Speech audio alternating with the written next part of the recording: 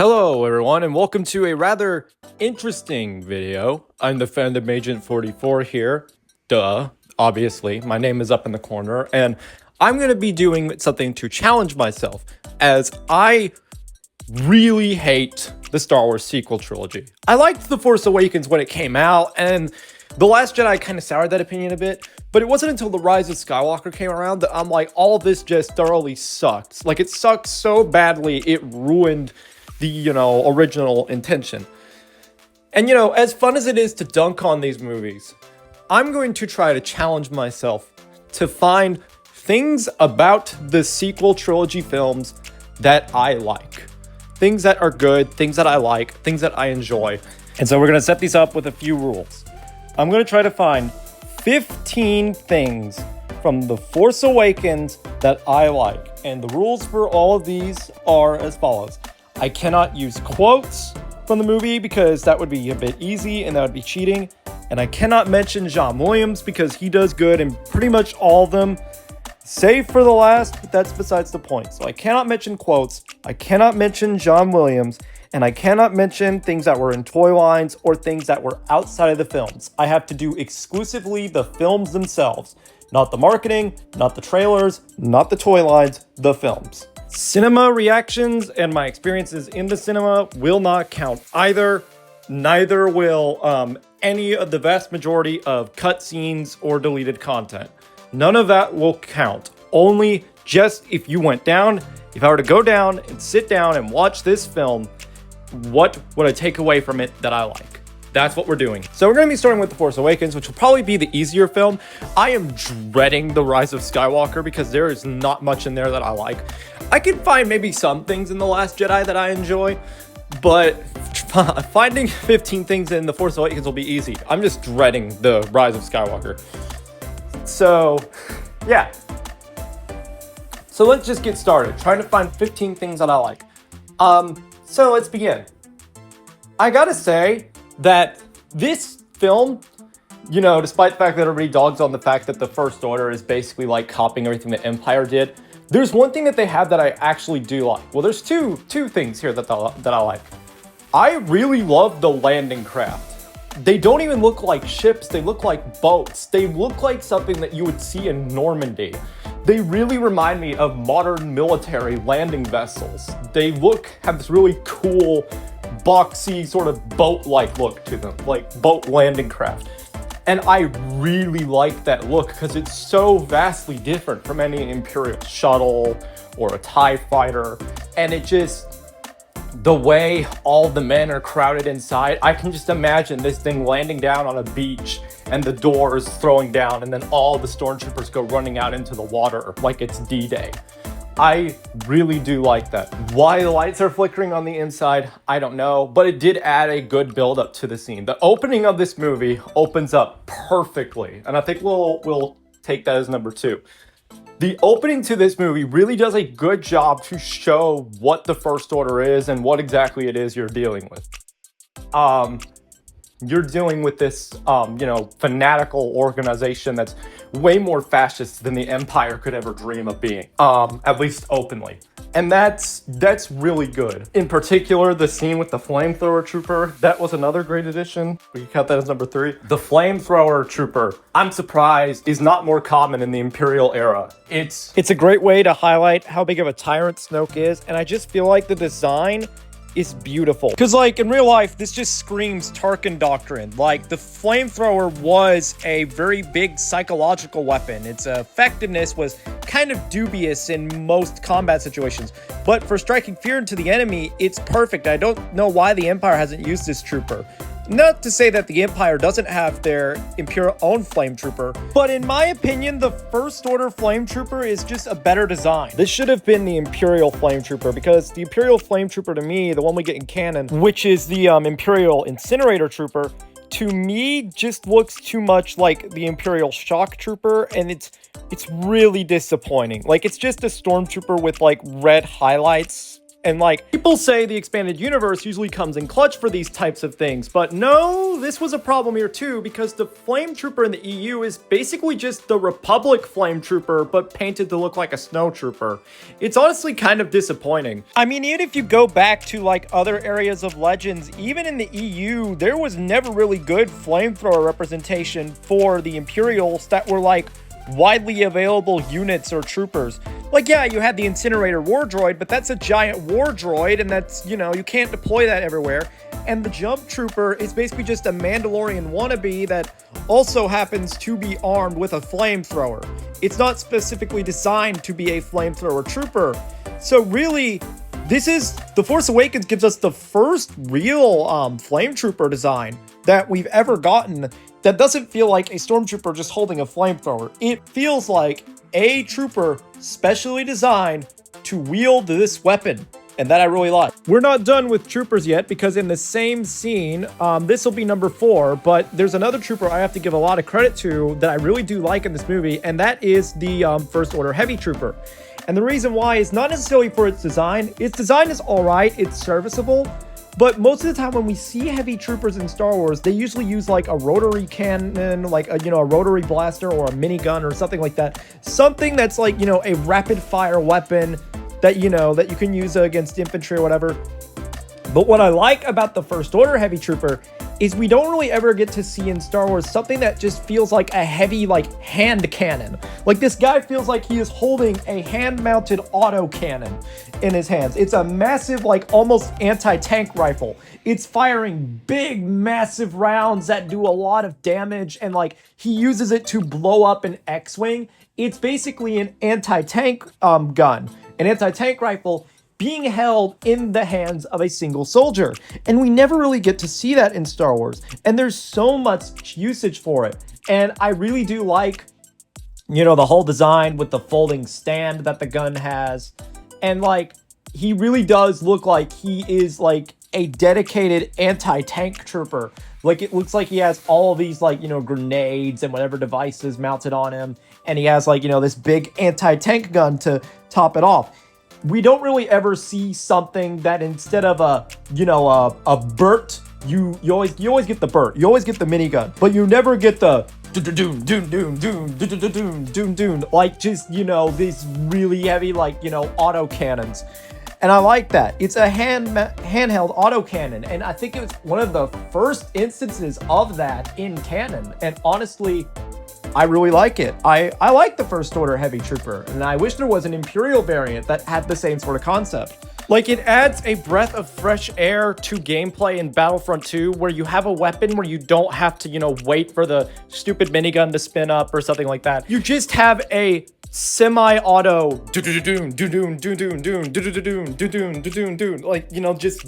just that type of thing. It's not heavy because it's automatic. It's heavy because it's just a really big gun firing big bullets. It's so refreshing to see anti-tank equipment that's just not a dadgum rocket launcher or a missile. It's just that rewarding to see something that's not like a grenade, not a rocket launcher, but a proper autocannon, a proper anti-tank gun. So yeah, I like that. I like all that stuff. And then we get to probably one of my favorite ships in the whole film. Kylo Ren's shuttle. I forget what it's called, but we'll just call it Kylo Ren's shuttle. It's over the top and flamboyant in the best way possible. It feels like massively overcompensating. And normally I'd say that's a bad thing, but for Kylo Ren, that's freaking perfect.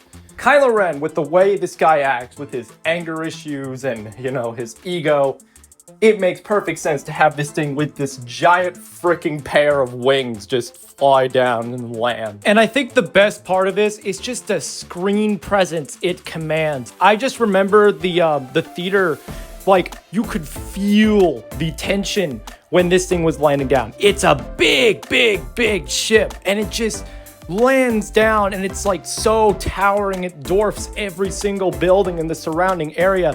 When it lands, the sense of scale this thing has. He could have easily rolled up in a Lambda class shuttle, but you genuinely felt fear when this thing landed.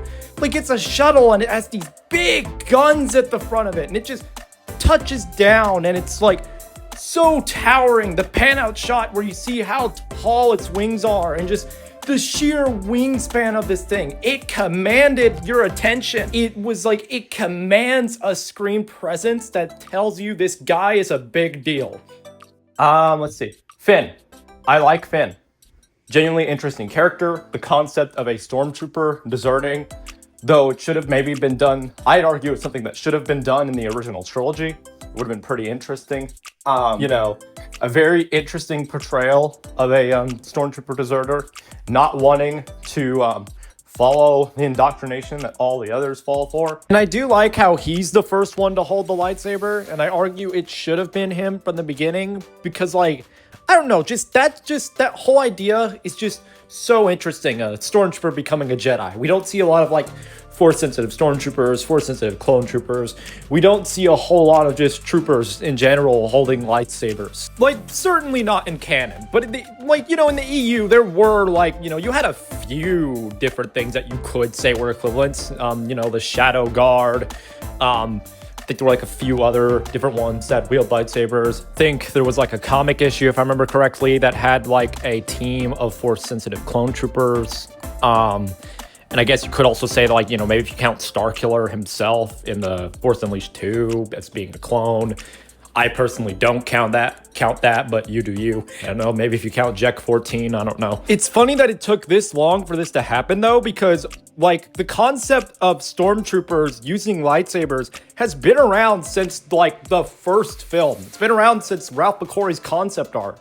Like, I don't know why it took this long for this to happen, and I wish it happened more often. But you know, we still don't, even then, we never saw a Force-sensitive stormtrooper all that often, or ever, really. But yeah, so that was number 7, and oh Lord. Oh Lord, I'm running out of good things to say. Captain Phasma. Say what you want about what happened to her in The Last Jedi. I do think her debut in this was cool. I mean, come on, you gotta admit, like, a chrome-plated stormtrooper just reeks of badass. Like, you know what I mean? Like, there's something about that armor that's cool, the way that they worked on set. That must have been a nightmare to get that to work. But, you know, like, she was well set up to be this trilogy's General Grievous, you know. She has the cape, she's got the look, she's got the rule of cool applying to her. And, like, you know, I also kind of like, I would say I like her staff, but I can't exactly mention that yet because that's against the rule. I can't mention stuff that's in The Last Jedi. That's against the rules. Honestly, yeah, I mean, I like her. And honestly, the decision to make her female isn't actually that bad. We don't actually get a lot of like female general type characters in Star Wars. We get like a lot of like, you know, we get female bounty hunters, female, you know, etc. apprentices, but never a general. Okay, I'm gonna say that this counts. The reason why I'm gonna say that this counts is because yes, it is something from the original trilogy, but what they did to it is by far not something from the original trilogy. Poe Dameron's X-Wing is a freaking sexy ship. Oh my gosh, it looks so good. Like, whoever had the idea to paint an X-Wing black, shout out to you, because it looks freaking good, man. I mean, the lines and everything. It's just, when it flies in with that shot above the water, it looks so epic and just like, oh my gosh, it's like one of the best decisions that this trilogy made. Just painting the X-Wing black, and even the normal Resistance X-Wing looks so good in blue. Like, I wish they did this in the original trilogy. It looks like a freaking bat gliding down to destroy everything. Like, it looks like the Batwing. It looks so good. I dare say it, this is better than the EU because, controversial opinion alert, the E-Wing is freaking ugly and I hate it. Like, the Resistance, when they became more militarized, or like, say, the New Republic and the EU, I would like to imagine would have just, you know, repaired all of their rebel ships and, like, you know, made new versions that don't look like pieces of crap. Like, you rule the galaxy now. There's no need for things that still look very old, even by the time of, you know, the appearance. So, a militaristic rebellion, black freaking X-Wings look so good for it. The reason why I say the E-Wing is a bad evolution or a bad successor to the X-Wing is because, like, it's not an ugly ship on its own, but it's just a bad, you know, step up from the X-Wing because it looks just as old as the X-Wing is, if not older. I need to stop now or I'm just going to continue fawning over this ship because of how just amazing it looks. So this next part, we're going to have 9, 10, and 11 all as one thing. And it's all going to count as this. The Riot Trooper's wand, the Riot Trooper and Finn's duel against it. I really like this duel because it really feels like just a natural evolution of the Magna Guard staff. When you watch this in theaters, you kind of get the feeling that like the lightsaber is kind of old and antiquated to the point where there are like everyday weapons used by the common man who have probably never seen a lightsaber before in their life still know how to deal with it. They still have a weapon that's capable of dealing with it. And it's in the form of this Tonfa lightsaber staff-like thing. And this plot thread doesn't come out of nowhere. You see the development of this stuff throughout the Clone Wars. You see it kind of start out with the Electro staffs that the Magna Guards have, then you see it with the Vibroblades that the Commando droids have, and then like, you know, in the Mandalorian, etc., you get Beskar staffs, you get the things that the Emperor Royal Guard use in Rebels, you get all of that stuff. So it only makes sense that the full-on progression to the fact that now there's just everyday men using things that can, you know, deal with a lightsaber makes perfect sense. And it honestly makes it feel like you're using a weapon that's from a more ancient time. More so than even the original trilogy felt. Despite the fact that Finn has never held a lightsaber in his life, the fact that he immediately fought with it like in a way that he kind of knew the basics of how it worked really tells you that there are weapons around in this age that are just like a lightsaber in how they function. And I actually think that is a really good element of world building in here.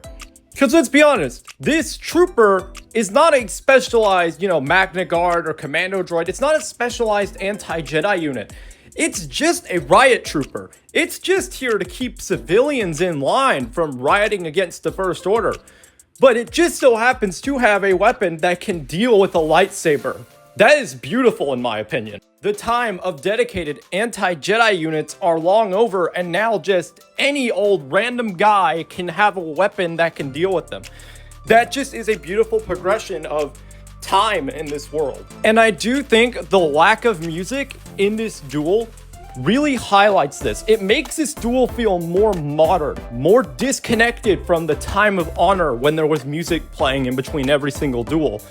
Now, with this lightsaber-wielding opponent versus this electro-step guy, you hear no music, so it just makes it feel like an antiquated weapon versus modern technology. That was 11, and on to 12, which might actually be one of my most, if not, well, one of my most, if not my most favorite thing in this movie, and that's the destruction of the Hosnian Prime system. Is just a masterful scene, and is done better than the first Death Star ever will be. The reason being is that the first Death Star, yeah, it's cool, it's got the wow factor, but it doesn't capture the sheer emotion of the scene like this does. This genuinely makes you, like, you've never seen this system before in your life, but you genuinely feel for these people. And it's just beautifully done with the giant laser in front of Husk's face, making his eyes almost appear like they're going blind. Husk's speech from the very beginning of it. And just the sound design and the music. John Williams knocks it out of the park with this one moment right here. And I do feel like it is a much more sad version of the Death Star. I remember several people actually did cry in theaters when this happened. And I know why. It is a truly sad scene. And it's the way the first Death Star should have been done, in my opinion. Because this is the true cost of war. Innocent people losing their lives. These people did nothing. And yet they get obliterated by the First Order. It's tragic. But no matter how good I think this scene is, people said it would be better if it was Coruscant. I'm glad it's not Coruscant, because I don't want to imagine just, you know, I'm a Clone Wars fan, so like everything from the prequels just blowing up and dying I would not have liked. But still, this was much better executed than the Death Star, and just what a terrible way to go out, man. You don't even, you barely even have time to tell your loved ones you love them. You're just obliterated. Oh Lord. Okay.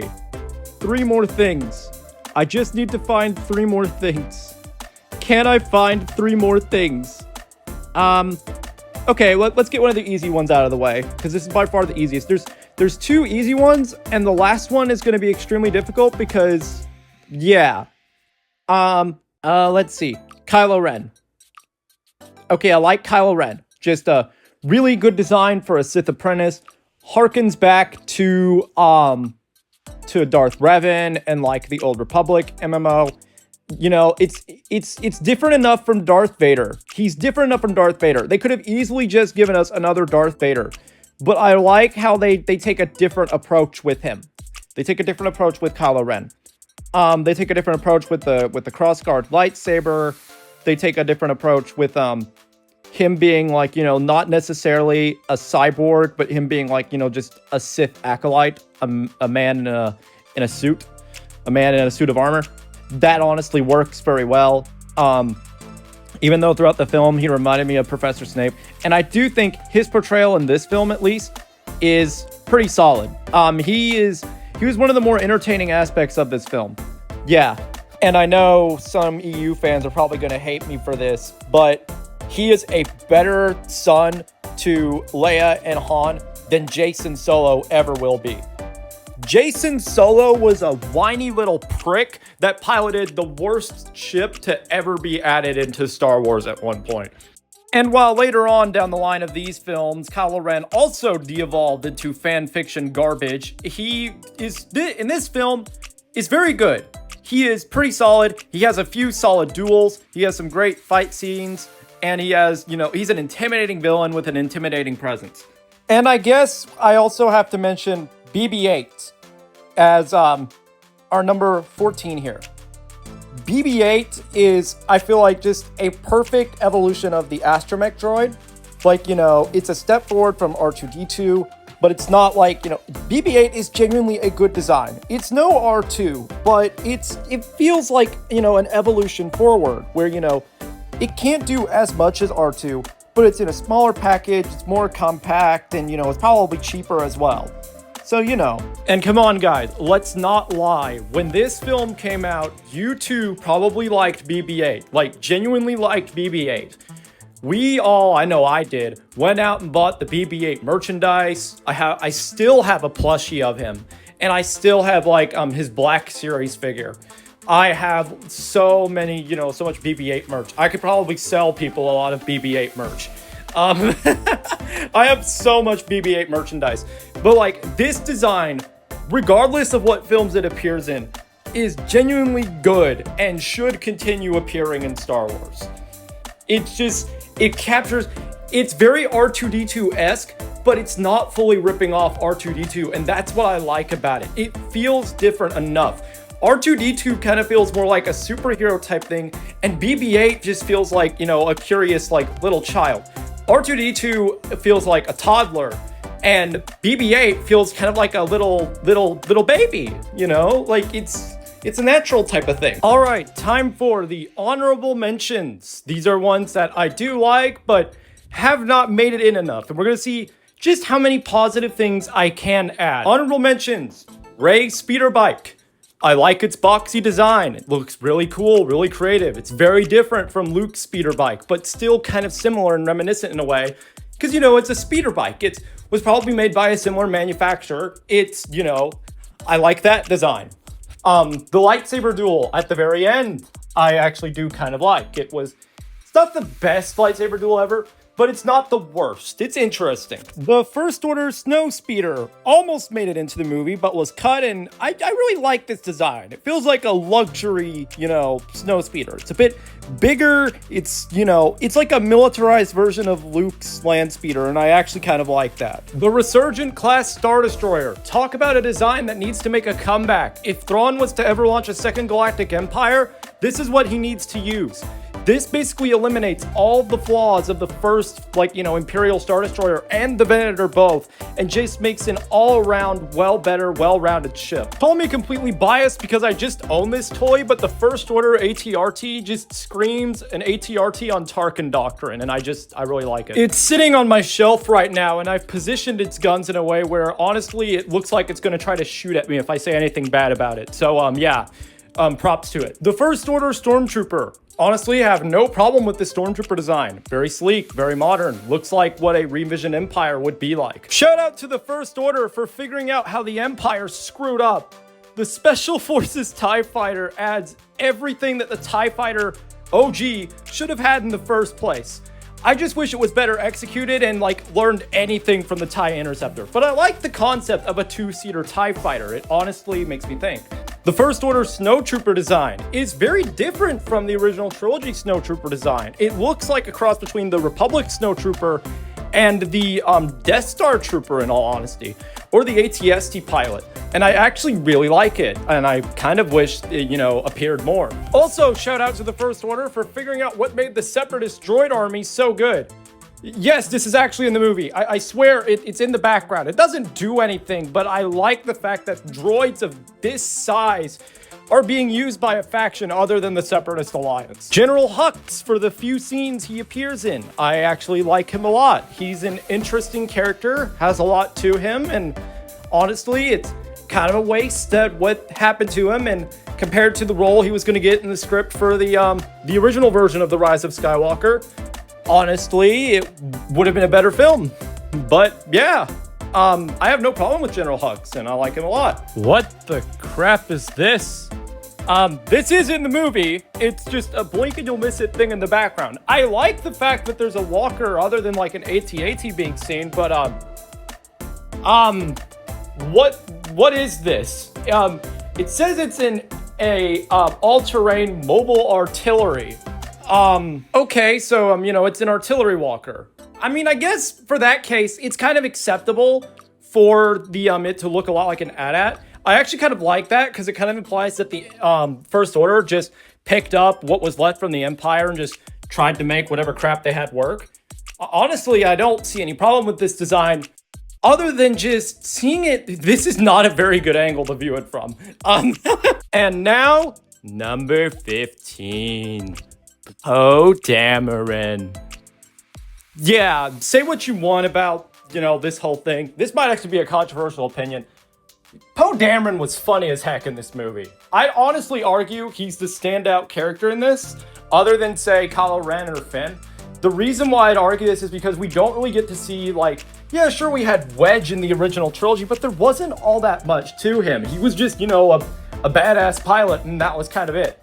But with Poe, we get a lot into his character. The fact that he's kind of like, a joker, like a jokester, a prankster. He's not taking all this entirely seriously. To him, this is like, we don't get a lot of those wisecracking characters in the original trilogy, at least. We get them in the Clone Wars, but like to have, a wisecracking, hotshot ace of a pilot, pretty cool. And his dialogue is genuinely funny. There's a lot of really genuine funny lines that are said from him.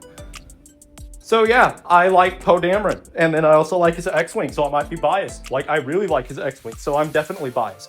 But yeah, and that's 15 things I have forced myself to say about The Force Awakens that I liked. Dear Lord, I am not looking forward to doing The Last Jedi. Already, I've eliminated several different things that I can say in The Last Jedi because I can't use anything from the previous movie. So, oh boy. If you like this video, make sure to hit like and subscribe to the channel. And if you like Star Wars and other fandoms, make sure to check out my Discord server, the Fandom Cord server. We're still growing. We've now reached 70 members, which is amazing. We're still trying to actively grow and actively develop. And, it's a nice place to hang out if you like Star Wars. According to my analytics, only a small portion of you that watch my videos are actually subscribers. So make sure to, hit subscribe if you want more stuff like this. It's free. It doesn't cost you anything. All you have to do is hit a button and, it helps me, helps the channel grow, helps support smaller content creators like myself so we can grow and become bigger and make our dream a reality. I am thankful for every single one of you guys because you have made this a reality. I never thought that I ever would have, went to, making YouTube videos for a living. I never thought I had a chance at growing this big because I'm just, random boy with autism and ADHD like me, just talking about the things he feels passionately about. I love doing this and I will continue doing this. So make sure to hit like and subscribe, check out my Discord and turn on notifications because, the YouTube algorithm kind of stinky. So see you guys next time. Peace out.